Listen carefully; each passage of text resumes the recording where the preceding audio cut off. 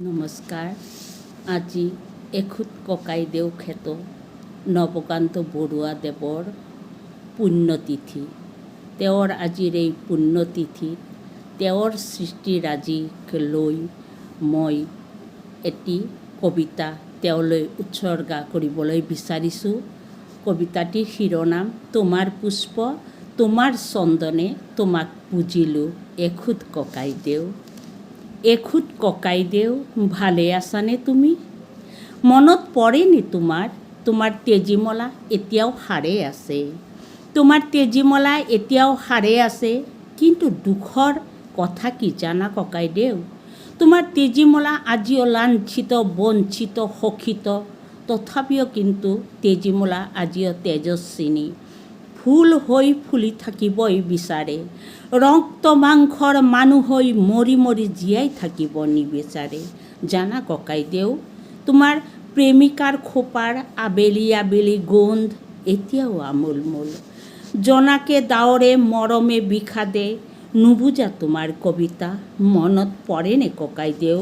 তোমাৰ কবিতাত ফুলে দুবৰি বনত জোনাকীৰ মণি, চুলিৰ মেঘত লাহি আঙুলিৰ বহুতো জোন। তুমি অসম মাতৃৰ কেঁচা সোণ এখুত ককাইদেউ। বহুতো আকাশ পাৰ হৈ আহিছিলা তুমি, ধুমুহা পক্ষীৰ এটি লহমাৰ নীৰ বচাবলৈ। কেঁচা টোপনিৰ ভিৰৰ মাজত সেই এটা মাথো উজাগৰ ৰাতি, সপোনত ভাহিছিলা তুমি সুখৰ নীৰ সজাবলৈ এখুত ককাইদেউ। এখুত ককাইদেউ মনত পৰেনে তোমাৰ হাতৰ বুলনি হে অৰণ্য হে মহানগৰ? মনত পৰেনে অৰুন্ধতীলৈ? মহাকাব্যৰ পাণ্ডুলিপি ক্ৰমশ পলক যাত্ৰা মূৰ্খ বৰ্ষৰ কবিতা প্ৰতিমা নায়ক দিল্লী অনুজ দূৰস্থ।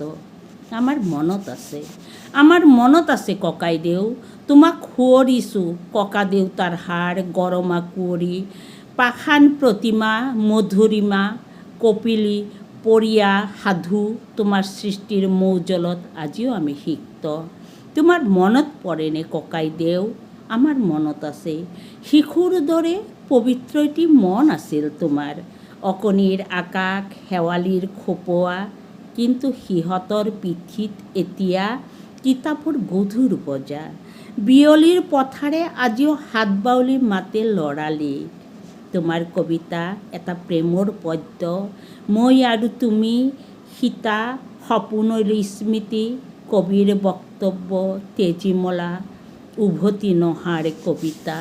হে প্ৰজ্ঞাপ্ৰবৰ আধুনিক কবিতাৰ অন্যতম পথ প্ৰদৰ্শক, তোমাৰ কাপেৰে নিগৰি আহিছিল মুক্ত ছন্দ। তোমাৰ কবিতাত বিচাৰি পাইছিলোঁ টি.এছ. Elliot এজোৰা pound. তোমাৰ সৃষ্টিৰ ছন্দে ছন্দে অনুৰণিত হৈছিল কেঁচা মাটিৰ সুবাস, নগৰকেন্দ্ৰিক জীৱনৰ অৱক্ষয়, যান্ত্ৰিকতাত তুমি অনুভৱ কৰিছিলা নিঃসংগতা। আকৌ কবিতাৰ ছন্দে ছন্দে বিয়পাই দিছা প্ৰেমৰ মৌজল, ঐতিহাসিক পটভূমি, নাৰীৰ মৰ্মবেদন, সমাজ চেতনা, উপমা প্ৰতীকী। হে প্ৰজ্ঞাপ্ৰবৰ কবিবৰ, 1926 চনৰ 29 ডিচেম্বৰ গুৱাহাটীত পিতৃ নীলকান্ত বৰুৱাৰ ঔৰসত ৰত্নগৰ্ভা মাতৃ স্বৰ্ণলতা দেৱীৰ গৰ্ভত অসমী মাতৃৰ কোলাত তুমি আহিছিলা। অসমী মাতৃৰ সুযোগ্য সন্তান হৈ সাহিত্য একাডেমী বঁটা, অসম প্ৰকাশন বঁটা, শংকৰদেৱ বঁটা, পদ্মভূষণ আদি বঁটাৰে দেশ মাতৃৰ কোলা উপচাই দিলা। 2002 চনৰ 14 জুলাই আজিৰ দিনটোত তুমি ইহ সংসাৰ ত্যাগিলা। হে ককাইদেউ, আজিৰ এই পুণ্যতিথিত তোমাক কিহেৰে পুজো?